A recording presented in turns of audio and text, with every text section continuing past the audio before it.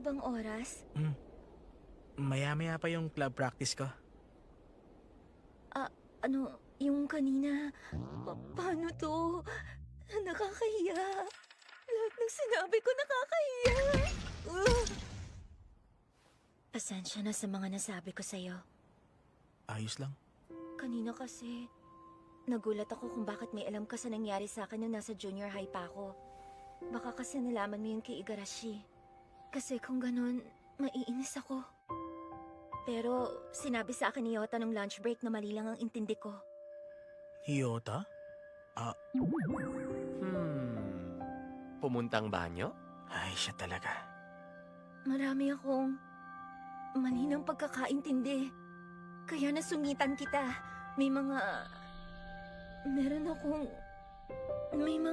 Sobrang dami ng mga gusto kong sabihin. Pero kahit subukan ko, ayaw mabuo ng mga salita. Habang dumadami ang mga bagay na naiisip ko, lalong naiipit sa lalamunan ko. Lahat ng mga gusto kong sabihin. Hindi ko masabi ang nararamdaman ko. Hanggang sa naging luha na lang sila. Wag! Di pwede! Di pwede! Di pwede! Bakit lagi na lang? Bawal umiyak ang humingi ng sorry. Umatras ka! Atras! Atras sabi! Hikawa. Sige na, okay lang. Hindi mo kailangan mag-sorry na mag-sorry. Sa totoo lang, dahil naman sa akin, kaya nainis Teka. Kanina lang inis na ako sa kanya, di ba? Bakit pinapagaan ko ngayon loob niya? Huwag mong kimkimin yan.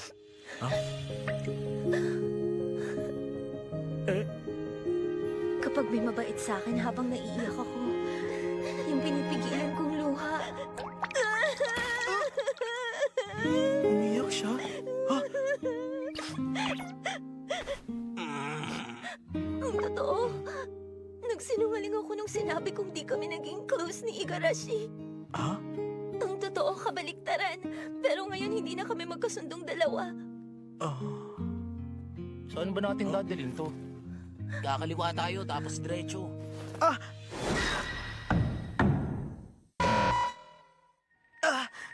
Higawa! Ang bigat naman. Ayun! Tingnan mo yun, oh! Ang galing, di ba? Ano bang ginagawa niyo? Baka may rare monster sa classroom. Alam mo, si Papa nilalaro din yun. Kailangan mo maglakad para may mahuli ka. Exercise din yun. Maraming salamat. Ano yan? Yung picture? Yung Pomeranian ko. Tumawa siya. Ang cute niya.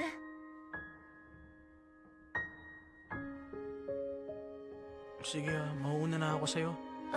Sorry. Sige. Kita na lang tayo bukas. Sige, bukas ulit. Ingat ka.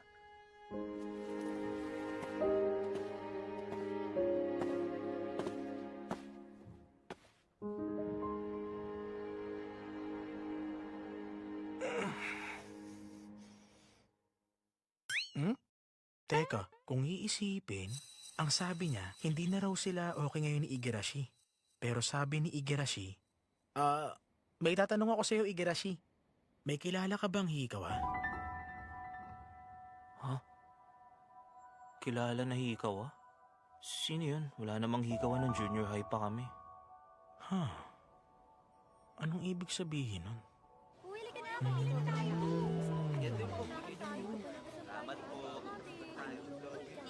Parang wala namang nagsisinungaling sa kanila. Ang totoo, kabaliktaran. Sino yun? Ano kayang nangyari sa kanilang dalawa dati? Bakit ka ba nanghihimasok sa buhay ng ibang tao? Sad. Bakit, Amami? May problema ba? Wala naman. Ako ba niloko mo? Kanina pa ako daldal dito, di ka nakikinig. Nakikinig kaya ako. Sige nga, sabihin mo sa akin lahat ng mga sinabi ko. Para ka namang clingy na girlfriend.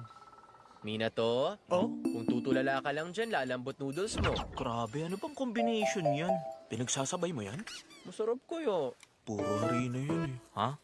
Yota. Sabi sa akin ni Yota na mali lang ang intindi ko. Yota. First time basis sila. Tapos na yung exams tsaka magsisimula na ang winter break. Wala na akong pagkakataon.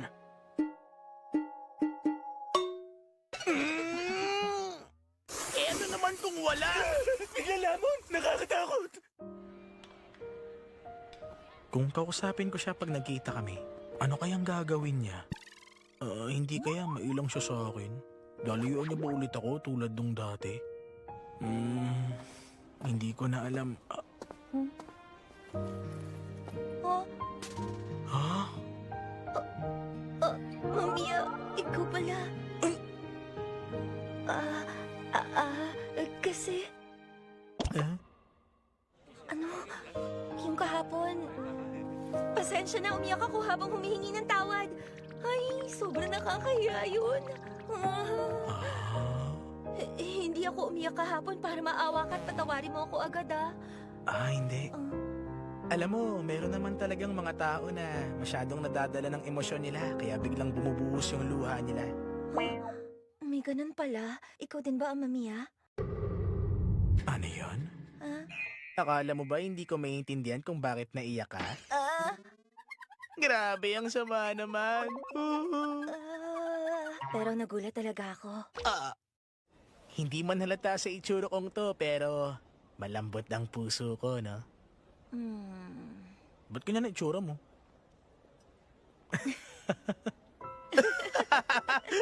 Sama nito.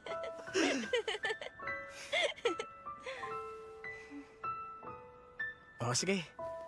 Doon ako papunta. Club practice? Oo, Galingan mo. sige.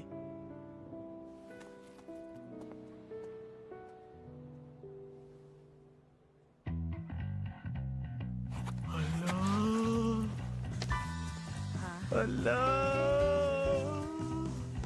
Hindi ko dapat isipin na hindi ako maiintindihan ng ibang tao o na itutulak nila ako palayo. Oh. Pakiramdam ko may ibang nagbago. Pero para din namang wala. Ang dami nang nangyari. Pero sa wakas magsisimula na ang winter break bukas. Oy, Miharu! Sora! Long time no see! Yay! Yay! O ano, kumusta kayo? Nang graduation ko na kayo parehong muling nakita. Kumusta sa high school niyo? Ayos lang. Okay doon, tahimik. Anong balita sa inyo? May boyfriend na ba kayong dalawa? Ako wala, no? Ako din, walang boyfriend. Ang bilis sumagot. Pero nung junior high, di ba may mga naging ex din naman kayo? Yung pogi nating senior dati, tsaka yung volleyball player sa ibang school. Pero kasi dati pa yon. Biglang may mga umaamin sa akin na lalaki dati. Tapos naisip ko na baka gusto ko din sila, tapos papayag na akong maging kami. Tapos, di tatagal, maghihiwalay din kami kasi iba daw pala ako sa inakala nila. Lagi na lang! Sila tong nag-aasum ng ugali ko, tas sila may ganang madisappoint! Ala, nagpakita na yung gorilla. Pinaalala pa namin. Kaya nga para sa akin, parang hindi ko talaga sila dinate nun eh. Hay, basta. Sa susunod na may maging kadate ako, gusto ko munang umamin ng nararamdaman ko sa kanya. Pagkatapos nun, tsaka kami magde-date. May nagugustuhan ka na ba? No, Paddy. Si Amamiya, kaso baka magkagulo kung tatanungin ko yun sa kanya ngayon. Ikaw, Koyuki. Ikaw, may boyfriend ka na ba? Sino ako? Hindi ko kailangan. Pakiramdam ko, hindi ako makakatagal sa pakikipag-date. Kaya nga hanga ako sa inyo, Miharu Sora, kasi ang tagal nyo na ng mga boyfriend nyo. Hay, ano ka ba? Anong hanga ka dyan? May pictures ba kayo? Gusto mo bang tingnan? Sige, mauna na ako. May trabaho pa ako. Kita-kita! Bye-bye! Banding ulit sa susunod! Pakiramdam ko, pinapahirapan ni Koyuki ang sarili niya. Kasi, alam mo naman yung nangyari sa kanila ni Igarashi, di ba? Pero kasi isipin nyo, di ba? Bakit kaya pumayag si Koyuki makipag-date kay Igarashi ng junior high tayo? Di ba galit si Koyuki sa kanya? Oo nga eh. Kahit ako nagulat din Ang ako. pakiramdam ko, kasalanan ko yun.